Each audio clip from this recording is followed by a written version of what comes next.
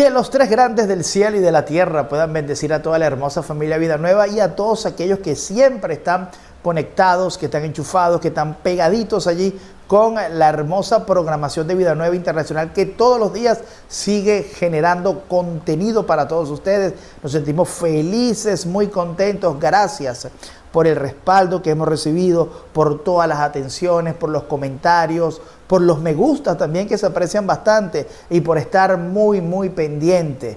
Seguimos con nuestras columnas mesiánicas, estudiando este hermoso libro de Isaías, que es una bendición. Recuerdo rápidamente que nuestras columnas mesiánicas estarán fundamentadas en los libros de Isaías, de Jeremías, de Daniel y obviamente, bueno, allí metemos también a Ezequiel, estos 4 grandes libros que sé que van a ser una gran bendición para todos ustedes.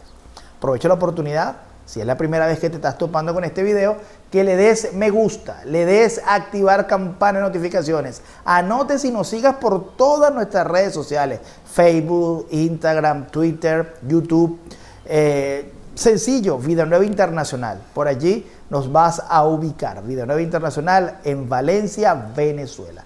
Esta producción se hace desde la hermosa República Dominicana para todos ustedes y con mucho cariño. Capítulo 14. Capítulo 14 es una bendición, queridos amigos, queridos hermanos. Es una leyenda.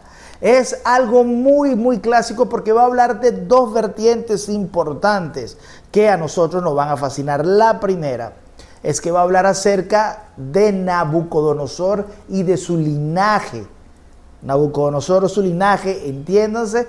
Y hablo de Nabucodonosor porque es la persona más ponderante, porque seguramente estuvo allí metido en grandes profetas de la Biblia y que para los historiadores lo catalogan como un top, como un alto, como una persona bien pero bien ponderante dentro del imperio babilónico. Pero no solamente va con él, sino va con toda su linaje ministerial. Cuando uno analiza las profundidades de la palabra de Dios, cuando uno analiza el contexto bíblico, muy pocas veces Dios envía un juicio a un rey o envía un juicio a un linaje descriptivo, específico de un reinado, pero no reinado en el pueblo, o no un reinado, porque hay muchas profecías en la palabra de Dios para reyes, pero cuando hablan de reyes, nombran en muchos casos países, imperios, reinados, pero en este caso va directamente, me atrevería a decir yo humildemente, hacia una línea específica de rey, y esta es la de Nabucodonosor. Y la otra segunda parte también muy maravillosa de estas enseñanzas es que aquí en el capítulo 14 se va a hablar de la caída de Satanás, de la soberbia de Satanás, y que en muchos casos Dios la va a conjugar con la misma soberbia que tenía Nabucodonosor, que tenía este linaje,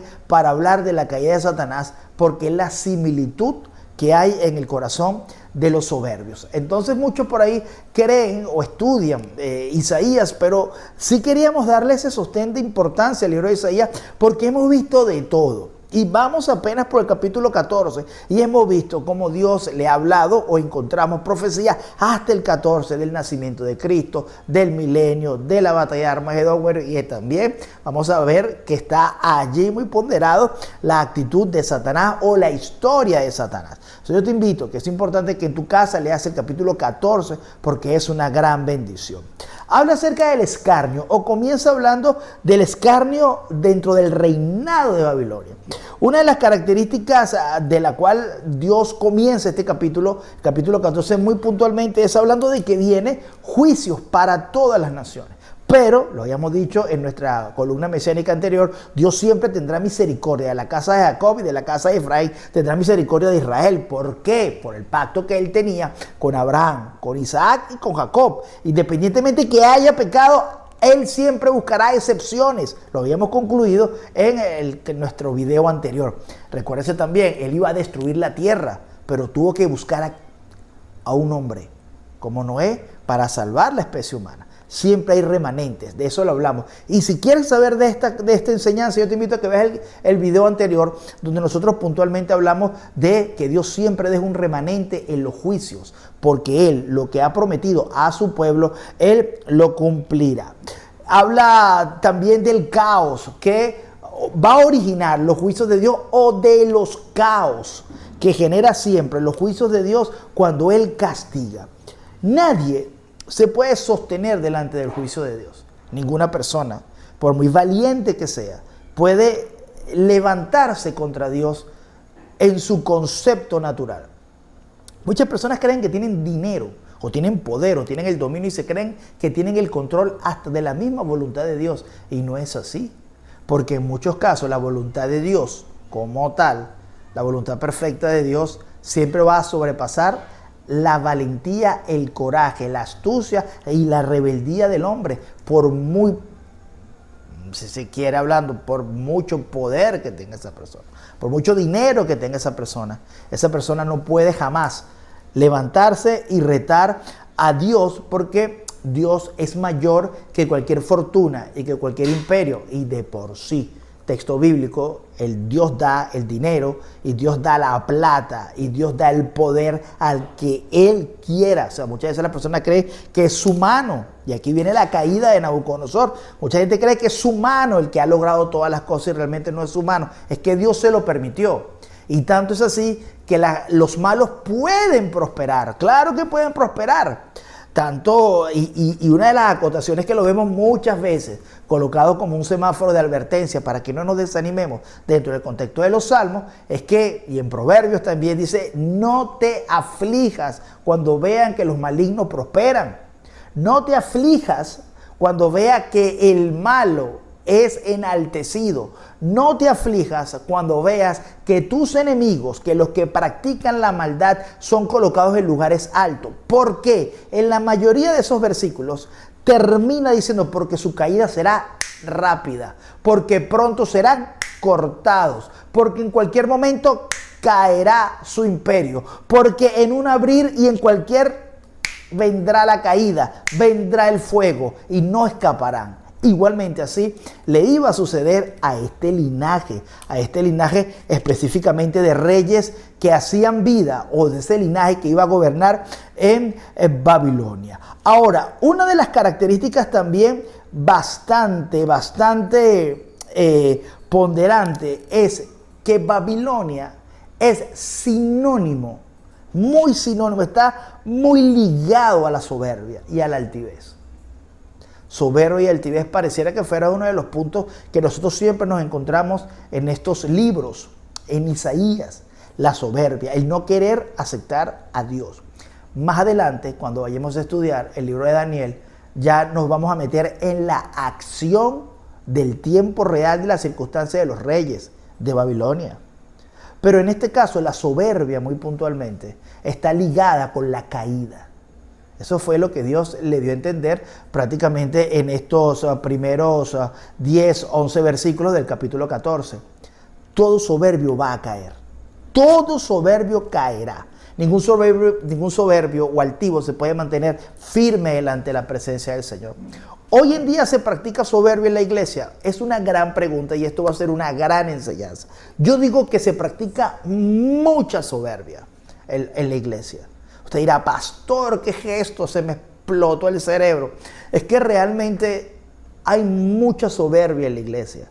Como no tienes una idea, pero la soberbia muchas veces tú no la ves que se practica hacia el pastor o hacia los líderes o hacia tu hermano. La soberbia se practica contra la palabra de Dios. La soberbia y la palabra de Dios siempre van a chocar. Una persona humilde es una persona que acepta la palabra de Dios tal y cual y como Él es, y está dispuesta a vivir y morir por ella bajo todas las consecuencias. Pero muchos de los cristianos, igualmente que en aquella época, creen que por su soberbia pueden retar la palabra de Dios. Lo hizo Nabucodonosor, lo hizo el linaje de babilónico, obviamente. Ellos pensaron que ellos eran mayor que la palabra de Dios, sus decisiones, sus armamentos, su conquista, sus tierras, su capacidad de tener un ejército poderoso, estar metido, incluso más adelante nosotros lo vamos a poder ver en el libro de Daniel, dentro de la visión de Daniel, cuando vio la esfinge, cuando vio esa estatua maravillosa que Dios le habló de los 3 grandes imperios que iban a venir sobre la tierra, y estaban colocados los babilonios como o una referencia, no es el punto, no es la clase, pero estaban colocados prácticamente arriba en la cabeza de la estatua. Una estatua colocada con varios metales, pero el que sobresalía era el de arriba, era el principal, era el top, era el alto, era la cabeza, eran los hombros y era de oro. Luego comenzaron a degradar en esa figura o en esa estatua, que la vamos a desglosar bien desglosada cuando estemos ya profundizando en el libro de Daniel, pero a nosotros nos hace una aseveración muy importante. ¿Y cuál es esa aseveración? La aseveración es que literalmente la soberbia va ligado al poder. Usted dirá, pastor, pero la iglesia no tiene poder, pero es que a veces el poder va mucho más allá del dinero o de la gloria o de lo que tenga. La soberbia va ligado a la voluntad. Y usted dirá, pastor, la voluntad. Yo, obviamente, por eso es que digo que hay mucha soberbia en la iglesia, porque la voluntad del hombre en muchos casos pelea contra los designios y la voluntad de la Biblia. Y allí es donde viene la caída del hombre, porque el hombre no acepta, no quiere vivir lo que dice la palabra de Dios, y en muchos de los casos entonces hay un conflicto de intereses. Yo quiero hacer mi voluntad, pero la Biblia me exige hacer su voluntad. ¿Quién gana? En muchos casos la soberbia del hombre. Por eso es que Dios dice, y esto es un rema que le estoy a ustedes dando, una perla para que ustedes la guarden allí. ¿Por qué Dios mira de lejos al soberbio y al altivo? Porque no lo puede tener cerca, porque no puede guardar su palabra. El que guarda mi palabra, dice la misma ella morará con nosotros. El Padre y el Espíritu Santo hará morada con él, con el que es humilde. Él estará allí. Pero el que es soberbio, Dios lo mira de lejos. Y si lo mira de lejos, obviamente no puede tener comunión con el Padre, con el Hijo, con el Espíritu Santo. Hay siempre un choque. El poder más grande que puede tener una persona es su propia decisión.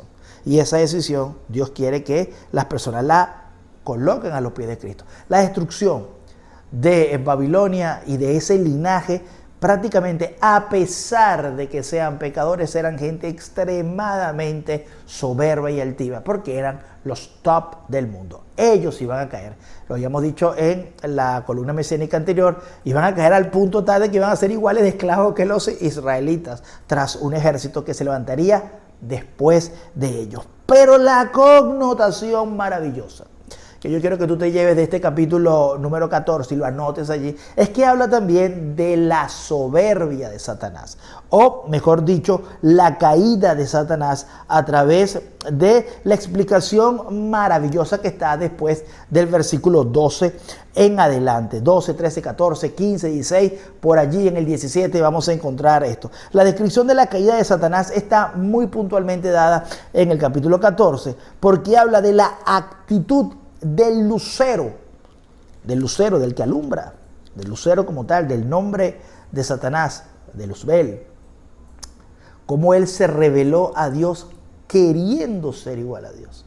Quería la gloria de Dios. Quería permanecer en la gloria que Dios tenía. Y esto obviamente le llevó a él la expulsión, dándole una referencia que la misma soberbia que tenía los babilónicos, él aprovecha.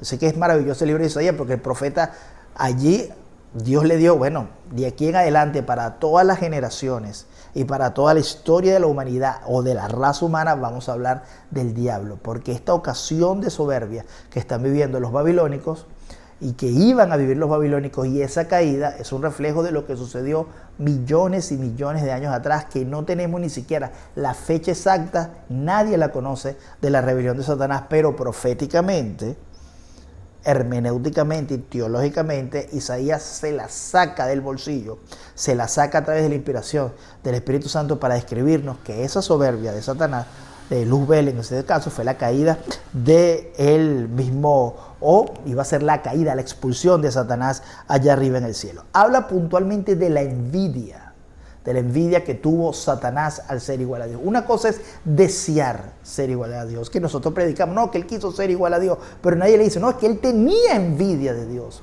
Eso es lo tremendo. Muy pocas veces y pocos mensajes nosotros podemos escuchar que se dice, bueno, es que realmente es que Luzbel era envidioso, Satanás era envidioso, Y cuando uno lee el libro de Isaías, y lástima que aquí, bueno, habría que hacer una columna mesiánica de una semana para poder explicar realmente cada letra, cada detalle, cada ponderación de este tema maravilloso, pero es que la envidia es lo que actualmente también es la obra ponderante del mismo diablo, del mismo Satanás, del padre de mentiras, de ese león que anda buscando a quien devorar. Porque Satanás hoy en día exige adoración. ¿Por qué? Porque él quiere ser igual a Dios. Él tiene una envidia por Dios.